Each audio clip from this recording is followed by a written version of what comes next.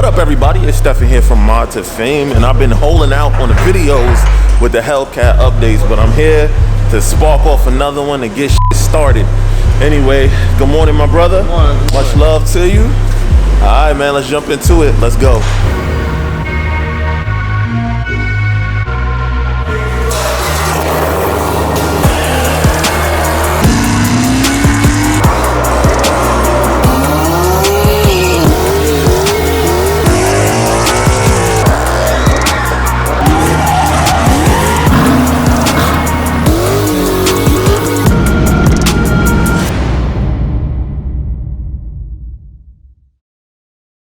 Yeah. So y'all saw the new motor, looking all good, all put together. There's the old one finally going out. I don't know what we're gonna do with it. I don't know if we just throwing it away. I don't know what we're doing with that. But cradle is empty, ready for the new motor to go on the cradle. But we got some other stuff that we're doing with the car. It's a lot happening, man. So some things that y'all hadn't seen from before was things like my meth kit. I have the Alki Control meth kit on this car, which y'all hadn't actually got a chance to see yet or before. We had put it in kind of secretly. I wasn't really going to say much. I was just going to test it and use it for you guys. Unfortunately, I never really got a chance to run it with the meth kit because my supercharger sold so fast that I had pulled the meth kit off. However, what else is going on right now is we have to install this guy here. So this right here is my inner chiller system that we're working on now. Getting the inner chiller system installed. What it does is it uses the air conditioning from the car, and that's going to be going through the AC lines, right? And using that AC lines to then cool the coolant that goes into the back of the turbo manifold. That's going to be right here. So what it's going to do is keep everything ice cool, even considering the fact that the turbos get hot, all that stuff gets hot, but the inner chiller system should cool the air before it goes into the engine, because the cooler the charge temps, the more horsepower that you're gonna make. It's just, it works that simply.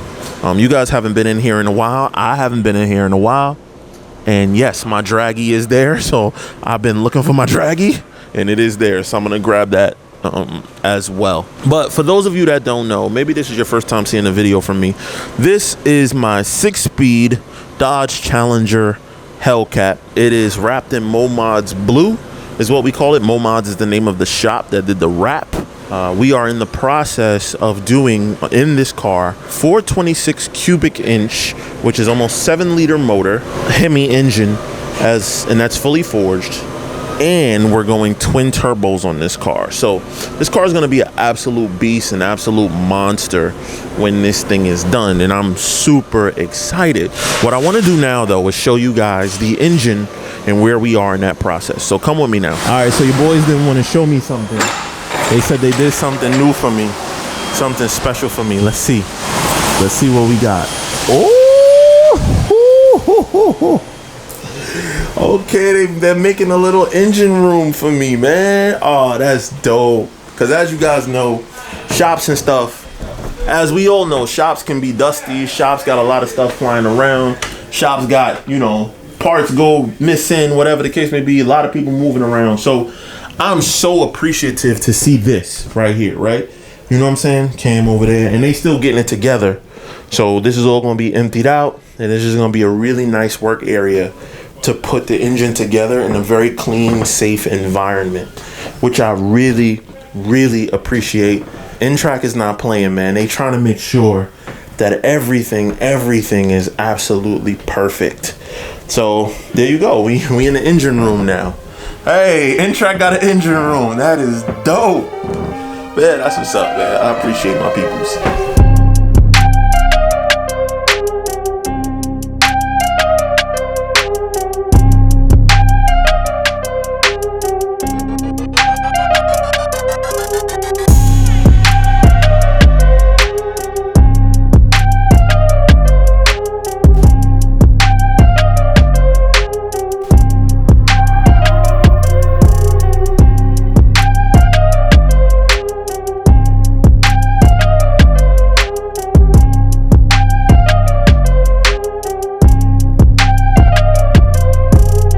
Engine is built, guys. it's completed, including the intake manifold being installed. We still got to drop in the injectors, which are not on yet. But as you guys can see, I had to get a new oil pan. That's on there. Everything is pretty much on here. This thing is so heavy though. It really weighs down the engine stand. So just for a little precautionary measure, since we have everything on here, including all the Palms accessory drives, we just put this little piece of wood to make sure it ain't going nowhere. But yeah, the 4 rails are on. New fuel pumps are in from Steve White Motors, the dual pumps. It has like a basket system. And the basket system, what it does is the pumps sit inside the basket. This way, it can't ever like really starve for fuel. I don't know if you guys remember, but when I raced the Civic, I said I ran out of gas, but I had a quarter of a tank. But what happens is because so much force is being hit on a takeoff, it rushes, the fuel sloshes away from the pumps and it starves the pumps of fuel. And then what happens is, because it's starving for fuel, matter of fact, I'll show y'all better. Hold on. All right, so I feel like it's better if I show you guys on the car. All right, so in this car, the fuel pumps sit underneath the seat and they sit right here. Can you guys see that right there? That's where the fuel pumps sit, right? So what happens is when you accelerate really hard, especially on E85, this car is using a crazy amount of fuel to keep up with all the boosts that the car was making. So what happens is the fuel kind of just, the tank is here, right? And the fuel just sloshes away from the pumps when you hit the gas really hard. It sloshes away from the pumps that's located right in there. You just saw them, and it starves it. So that's why the car felt like it ran out of gas.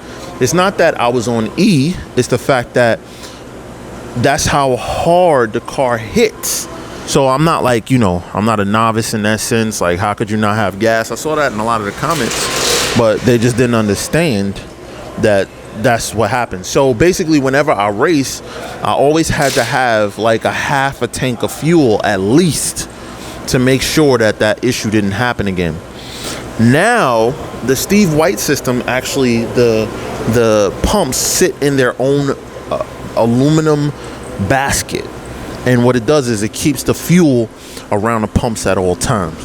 So in doing so, what it does is it allows that not to happen whenever I'm racing. So maybe I can run a quarter tank safely. Not saying I want to get there, but I want to be able to have the option, right? You know, maybe I want to do a lightweight run. Just so you guys know, this car is Vern's car. It's the owner of N-Track. This is his actual car, and they just finally finished it. The car made, Vern, how much? 1483? 1447 wheel horsepower this car made. Now this car, I know you guys always see it here and you're like, why is this car always there? They're not getting it done. It's not that they're not getting it done, it's his personal car. And whenever you have the shop owner, they're always too busy. He's like, the fuel system is still apart, it's not done. I'm like, bro, don't worry, I'm not gonna show them all your dirty little secrets. I just want to show y'all under the hood real quick. This is a built sleeve block, built head, everything. This is a full crazy build. Just for the record, you still have to button up a couple things. Right. Like this manifold has to come back off so we can run these cables underneath, or we might have to just fish these cables underneath, you know? So just no, I know it's not done. It's okay. It's okay. But we know that all I'm saying is they seen this car here a while, so I'm letting them know it's because the owners of shops don't have time to work on their own cars. So you finally took a little time, and 1443 wheel horsepower is ridiculous. Yeah, built in-house, you know? Right. But the only thing we didn't do is the transmission. Only thing they didn't do is the transmission. What else? The transmission and the bottom, the short block, the bottom end. Right. The machine shop did that. Right. But we actually took apart the motor and put it back together in-house. Crazy. Yeah. That's crazy. And it's a built sleeved bottom, right? No, it's not sleeve. These blocks are actually, the cylinders are lined, plasma lined from the factory. So you don't need to sleeve them. No. See, I didn't know. I'm telling y'all information and it's not correct. I'm not a GTR guy though, so don't sue me. But I just want to enter in his dyno clips right now.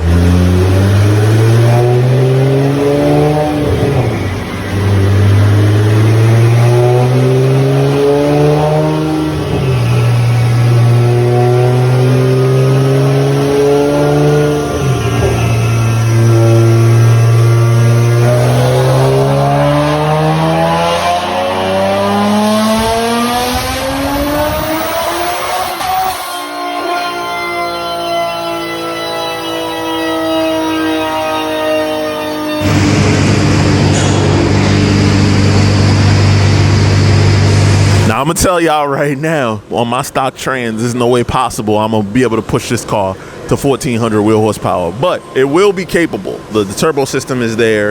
You know, it will be a push and a stretch a little bit to the motor, but it will be capable of hitting those numbers with the system the turbo system that I have. But it's gonna need a built transmission and all that like he did in the GTR in order to get there. So what we're gonna do is, as soon as we get it back in, I don't wanna talk too much crap or whatever, we're gonna push it to 1200 is what I'm gonna probably limit it at with the stock trans, but I'll drive around on 1,000. All right, guys, so your boy went on a selling spree. I sold my underdrive pulley. That's the ATI 10% lower balancer. It's a super dampener, is what they call it. There's 2 sides to it. So I'm gonna clean this up and ship this out. We sold everything in this box. I'll explain what that is in a second. That's the upgraded fuel pumps. That's right. Okay. So and that's the module here. That's right, the module. And he ordered this too, the 275 pulley. These two I sold separately. This is a 280 pulley, right? So which I sold. I'm gonna put those two together. Just stay separate. What's this?